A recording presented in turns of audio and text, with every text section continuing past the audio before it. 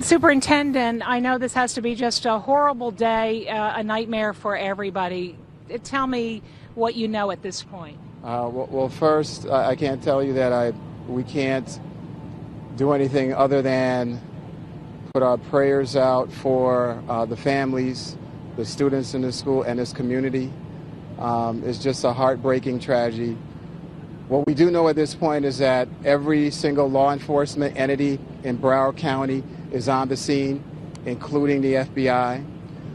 There are fatalities that are involved. We can't confirm the number at this point. I am in communication with Sheriff Scott Israel. I'm going to meet with him now. Have been in communication with the governor. Everyone is providing the full support that they can. Unconfirmed reports now, but we believe that the shooter has been apprehended. And so we're trying to just work through all the details at this point.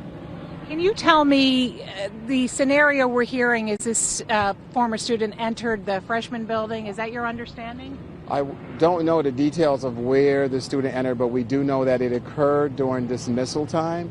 And yes, it is potentially some former student. Don't have a name yet. I can't release any information to you. But that individual, we believe, is in custody at the moment. We hear a high number of casualties. Are you getting any indication from the sheriff just how many people may have died? Can't confirm the number at this point, but there are fatalities involved here. Can you tell us at least how many transports? Do you know maybe a dozen?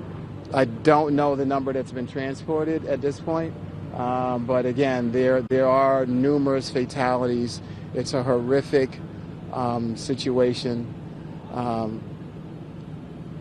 It's just a horrible day for us. And we got reports of multiple shooters. Can you confirm that? I'm sorry, what's that? That there were more than one shooter. No, at this point, we have no evidence that there's been more than one shooter. The individual, again, we believe has been apprehended.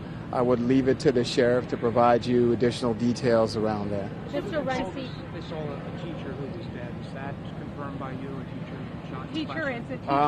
I believe there's an administrator or teacher that is involved. There may be more.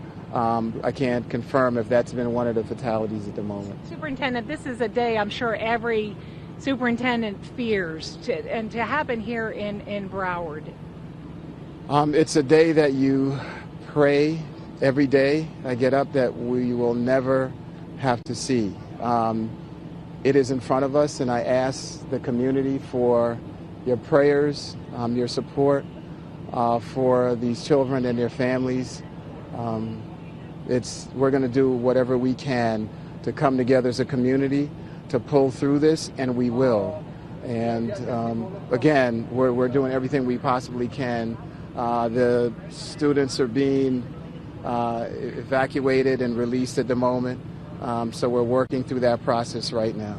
Are you aware of any indication, any warning, any hint that the students could have been planning? We've received no warning, no indication, but again, there's going to be a thorough investigation.